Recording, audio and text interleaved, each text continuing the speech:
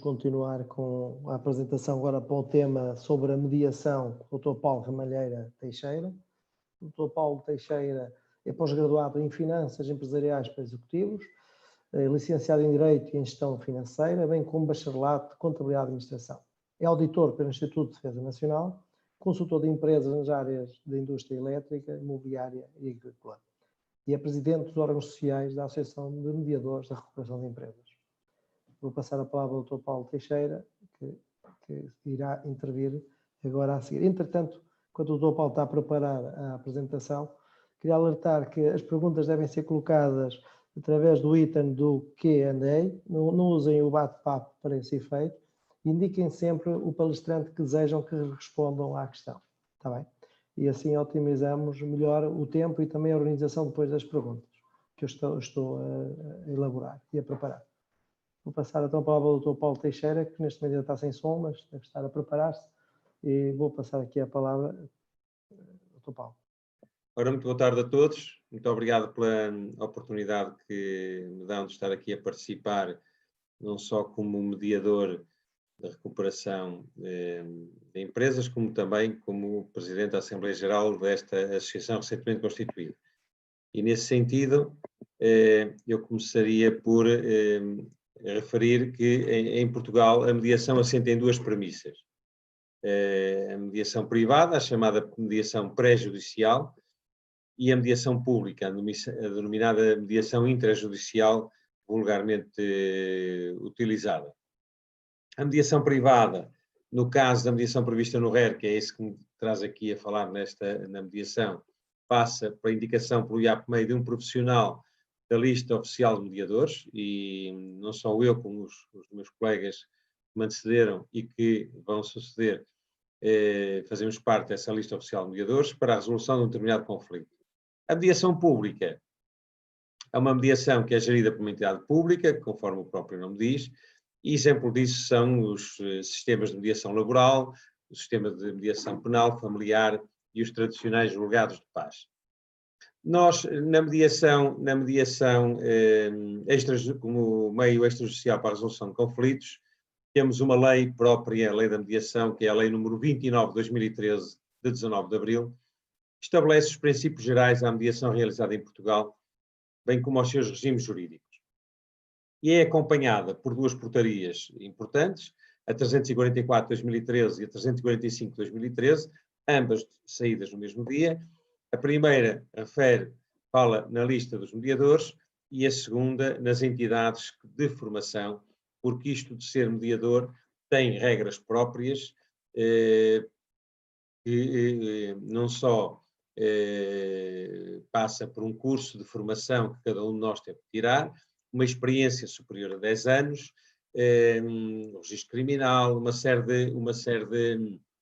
de quesitos que depois são validados pelo IAPMEI e só depois de validados paga-se uma taxa e somos inscritos na lista oficial do IAPMEI.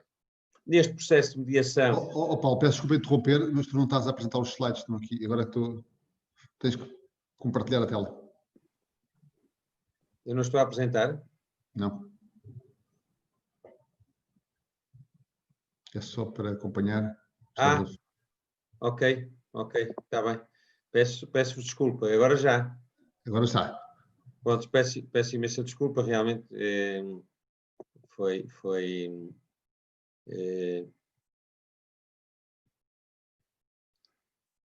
estava aqui. Pronto, vocês vou nesta, não há problema nenhum. Agora sim, por isso neste processo de mediação o controle deste processo é feito unicamente pelas partes, não há aqui outras entidades, não há aqui outras entidades envolvidas, e a mediação surge assim como uma forma alternativa de resolução de litígios realizada por entidades públicas ou privadas, através da qual duas ou mais partes procuram de uma forma voluntária alcançar um acordo com a assistência do mediador de conflitos. E esta palavra voluntária é muito importante, porque, e em breve vão saber porquê. No meio disto tudo surge então um mediador, que é um terceiro que aparece no processo da lista oficial de mediadores do IAPMEI, um terceiro que é imparcial, independente, não tem nenhum poder de imposição aos mediadores, seja do que for, e vocês mais à frente vão perceber porquê, promove o diálogo, auxiliando a tentativa de um acordo final. Mas, no fundo, o que é isto da mediação de recuperação de empresas? A mediação, quando comparada com processos de cariz judicializado no âmbito de uma situação de recuperação de empresas, é genericamente reconhecida a nível internacional como um procedimento que permite reestruturações mais vantajosas para todos os envolvidos. Esperemos que a curto prazo, e é exemplo que aconteceu noutros processos, as coisas demoram muito tempo a ser implementadas no nosso país, mas este processo já tem grande sucesso a nível internacional. Tem uma tramitação flexível e eficiente, é um método de resolução diferente baseado no interesse das partes e que promove um clima da melhor solução possível para todos os stakeholders. Conforme referi há pouco, a mediação rege por um conjunto de princípios fundamentais.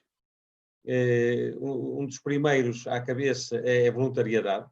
É um ato voluntário, parte do devedor iniciar o processo, tem de ter o consentimento das partes, cabe às partes a responsabilidade das suas decisões, por isso não há aqui interferência de ninguém, nem de tribunais, nem de IAPMEI, nem de ninguém, são as partes que têm a responsabilidade das suas decisões e a qualquer momento as partes podem revogar o consentimento que deram para, nomeadamente, o mediador poder estar a mediar o conflito.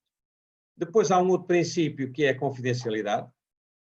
O mediador é obrigado a manter o sigilo sobre todas as informações que tem, e mais à frente, mais uma vez refiro, vão ter a oportunidade de ver porquê. Não pode fazer uso das informações em proveito próprio, excetuando se as partes utilizarem para um melhor desenvolvimento do processo. E às vezes acontece, mas terá que o mediador perguntar às partes envolvidas se autoriza que determinada informação seja dada à outra parte no processo. E a qualquer momento, conforme referi, as partes podem revogar o consentimento dado ao mediador. Depois, outro princípio fundamental é a isenção e imparcialidade. A isenção na gestão do procedimento. Não há nem favorecimento de A, nem de favorecimento de B, nem do credor A, nem do credor B. E depois, o mediador não é parte interessada. É simplesmente uma pessoa que está ali a tentar chegar a um consenso para que o processo tenha o êxito. Depois, a competência. O mediador tem um conjunto de requisitos que eu falei anteriormente, e um deles é ter que fazer um seguro de responsabilidade civil, e que não é baixo o valor. Porquê? Porque se o mediador pode ser incriminado civilmente se violar os princípios por quais se rege a sua profissão. E por isso é que é obrigatório, e está na lei, que o mediador tem que constituir um seguro de responsabilidade civil antes de começar o início da sua atividade. A mediação, por isso, como o processo tem um roleplay que terá que seguir para chegar a um bom porto com o processo, este roleplay estará sempre dependente do número de intervenientes.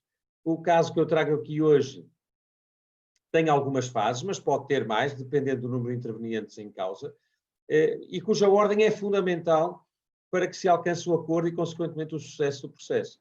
E esta ordem, vocês vão perceber agora neste slide que estou a apresentar, que passa pelo seguinte. O mediador, em primeiro lugar, é apresentado ao devedor. É uma primeira conversa, uma conversa simples, toma um café, conhece as instalações, conhece o devedor. Depois é que há uma segunda reunião, uma sessão individual, em que o mediador ouve o devedor e recebe toda a informação que o devedor tem para lhe dar, para ele poder começar a mediar o processo. Uma terceira fase, o mediador é apresentado aos credores. Depois, o mediador terá uma sessão com o banco, uma sessão individual também com o banco. Depois, uma sessão particular com os credores, os chamados credores trabalhadores. E depois, sim, uma reunião conjunta com todos. Mas aqui o mediador já tem individualmente a informação de cada um e vai fazer a gestão deste processo. este procedimento termina com uma conclusão que se espera que é o acordo alcançar para depois ser registado em termos de conservatória, como manda o procedimento. Por isso, isto é um processo simples. Estamos a falar numa situação, neste caso concreto, em que temos temos o devedor, temos um conjunto de credores, temos um banco e temos os trabalhadores. Por isso, mas isto depois pode ter mais intervenientes no processo. Mas o esquema fundamental de uma mediação, e por isso é que o mediador tem que ser uma pessoa muito experiente, uma pessoa com uma vivência prática muito grande e, acima de tudo, com a capacidade de ouvir, de escutar, porque mais do que falar, o mediador é aquele que vai ouvir para depois unir as partes. E por isso, isto era o que eu tinha para dizer na parte do capítulo da mediação. Deixo aqui também os meus contactos, caso seja necessário mais alguma coisa que queiram colocar. E foi um gosto também estar aqui neste webinar sobre o RER, tão importante que eu acho que vai ser para o nosso